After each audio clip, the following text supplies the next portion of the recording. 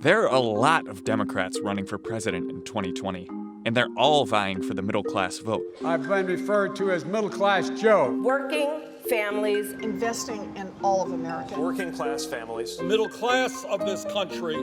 But how closely can these candidates actually relate to the struggles of average Americans? To begin to answer that question, let's look at how much money they have.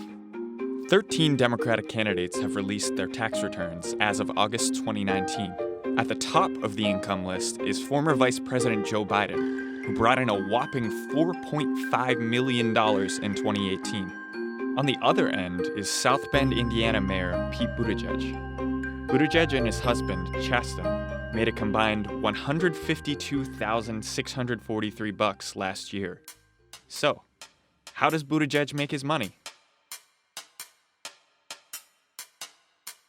Buttigieg is the youngest candidate currently running for president. He became South Bend's mayor in 2012. Buttigieg entered the 2020 race with a lower national profile than many of the senators and governors he's facing, but he quickly entered the top tier of candidates while raising gobs of money. Buttigieg is now jockeying for position with the likes of Biden and Senators Bernie Sanders, Elizabeth Warren, and Kamala Harris. And up to this point, he's made a lot less money than his older rivals. The roughly $150,000 income last year came from Buttigieg's salary as mayor and his husband's job as a middle school teacher.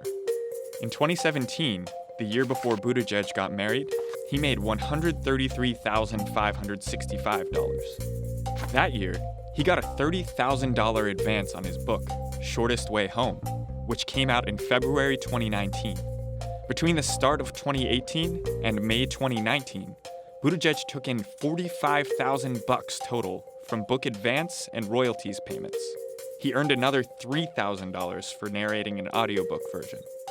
That pales in comparison to what 2020 contenders like Biden, Sanders, and Warren got for their books. Buttigieg's tax returns show he's only a few years removed from making way less than he is now. He took in about $150,000 in 2009, his last full year as a consultant at McKinsey. But his adjusted gross income fell to about $34,000 in 2010.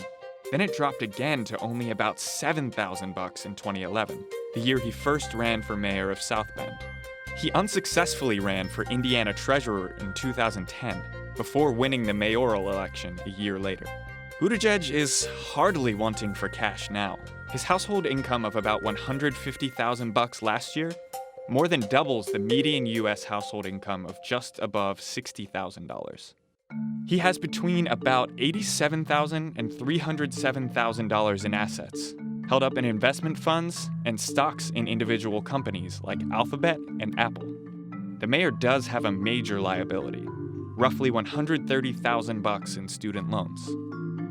Buttigieg's lack of wealth relative to his rivals could spare him from some of the criticism they are already facing on the campaign trail.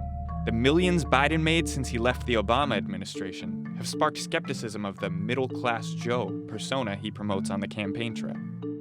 And Sanders, who runs as a champion of the working class, has faced questions about the millions he raked in from writing books.